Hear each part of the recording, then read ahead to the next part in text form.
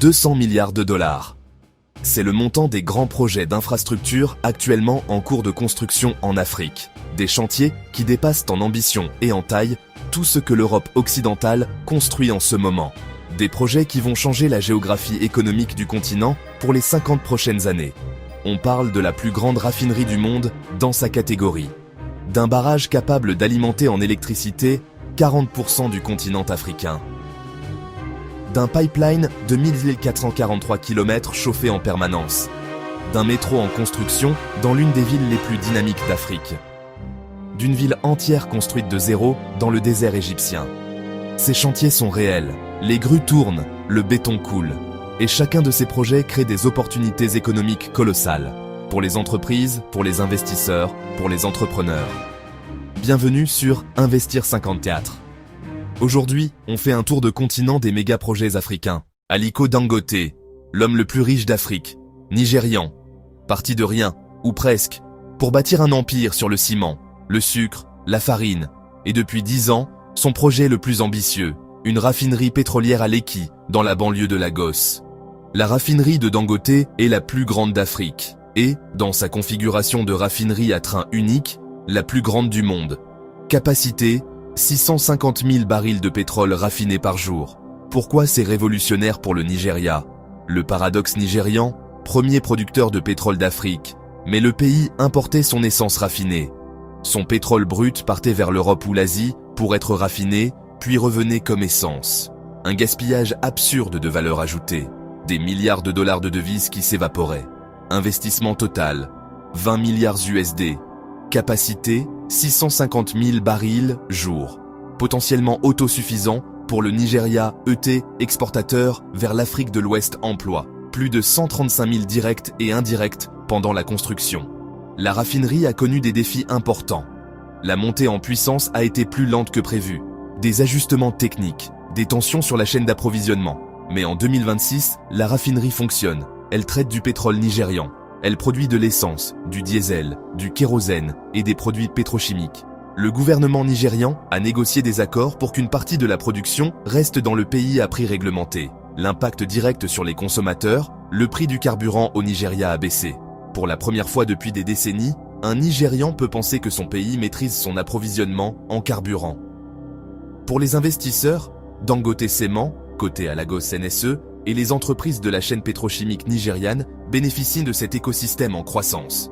Le fleuve Congo est le deuxième plus puissant du monde après l'Amazone. À Inga, à 200 km en aval de Kinshasa, ce fleuve tombe de 96 mètres sur quelques kilomètres. Ce dénivelé, combiné au débit colossal du fleuve, crée un potentiel hydraulique extraordinaire. Potentiel total du site d'Inga, 46 000 MW. Pour mettre ça en perspective, le barrage des Trois Gorges en Chine, le plus grand barrage opérationnel au monde, produit 22 500 MW. Inga pourrait produire le double. Actuellement, Inga I 351 MW et Inga 2 424 MW fonctionnent à environ 50-60% de leur capacité à cause du manque de maintenance. Ensemble, moins de 1800 MW sont produits, 4% du potentiel total.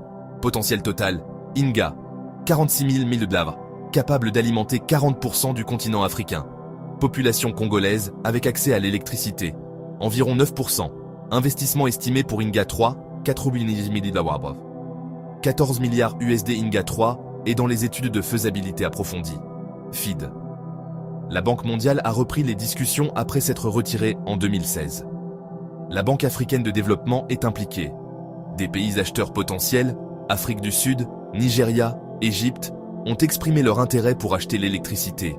Le principal obstacle reste le financement, des dizaines de milliards de dollars dans un pays à gouvernance difficile. La solution probable? Un financement mixte avec garanties internationales impliquant plusieurs bailleurs de fonds et acheteurs d'électricité engagés contractuellement. Pourquoi c'est crucial pour l'investissement en Afrique? Le manque d'électricité est le premier obstacle au développement industriel africain. Les usines ne tournent pas sans électricité. Les mines ne peuvent pas transformer sur place leurs minerais. Grand Inga opérationnel changerait l'équation économique de l'Afrique centrale. L'Ouganda a découvert dans la région du lac Albert environ 1,4 milliard de barils de réserves prouvées de pétrole, sur un potentiel estimé à 6,5 milliards de barils. Problème, pays enclavé. Solution, un pipeline de 1443 km traversant l'Ouganda et la Tanzanie pour rejoindre le port de Tanga sur l'océan Indien. Le HACOP est le plus long pipeline chauffé du monde dans cette catégorie. Le pétrole ougandais est très visqueux. Il faut le maintenir à 50 degrés C sur tout le tracé pour qu'il s'écoule. Total Energies est opérateur, 62% d'intérêt. CNOOS, 8%. États ougandais et tanzaniens participent chacun. Longueur, 1443 km investissement pipeline, 5 milliards USD. Investissement total, projet intégré, Tilanga, plus Kingfisher, plus IECOP. 20 milliards USD. Production prévue, 230 000 barils jour en phase initiale. En 2025, plus de 99% de la zone industrielle de Tilanga, champ principal, était achevée. La mise en service commercial de l'extraction est attendue en 2025-2026. Le pipeline suivra en 2026-2027. Controverse réelle, déplacement de communautés, traversée de zones écologiquement sensibles proches du lac Victoria. Ces controverses ont fait l'objet de campagnes d'ONG internationales contre Total Energies. Le projet avance malgré tout.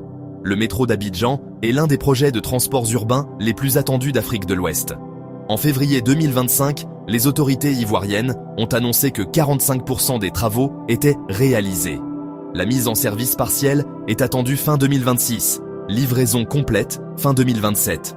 Ce projet est cofinancé par l'Union européenne, la Banque mondiale, l'AFD, Agence française de développement, ce qui témoigne d'une sérieuse crédibilité institutionnelle. La ligne 1 relie le nord au sud de l'agglomération abidjanaise, impact immobilier anticipé.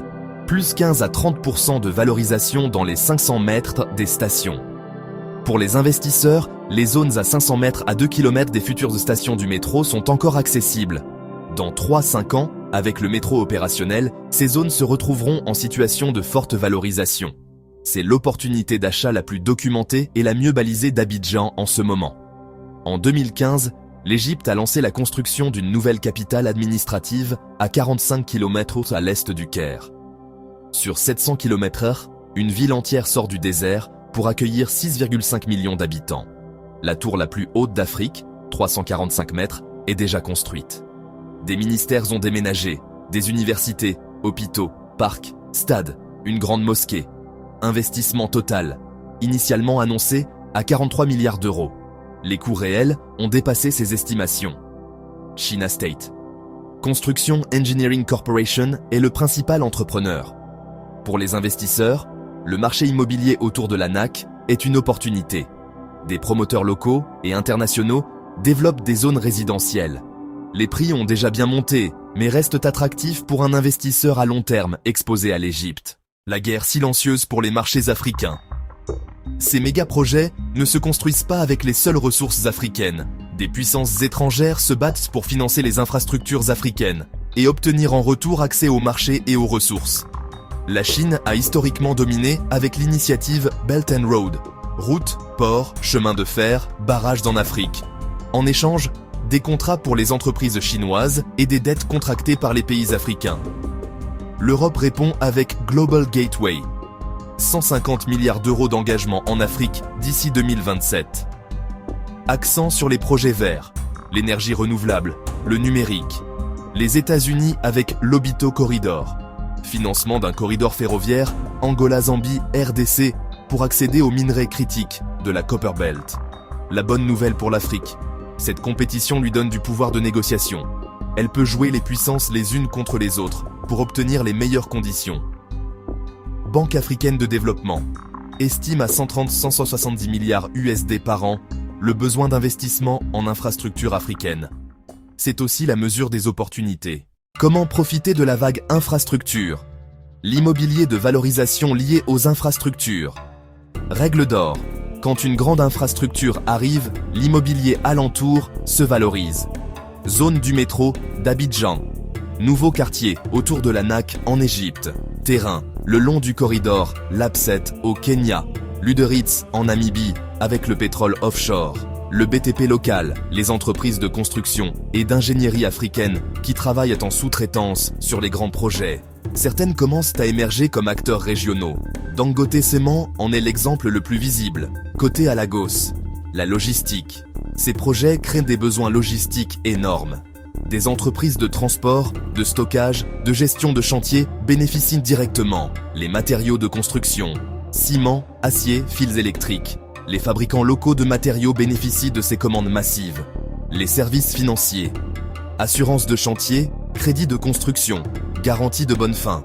Des fintech et des courtiers spécialisés en finance d'infrastructures africaines. On vient de faire un tour de 6 méga-projets qui représentent plusieurs centaines de milliards de dollars d'investissements actifs.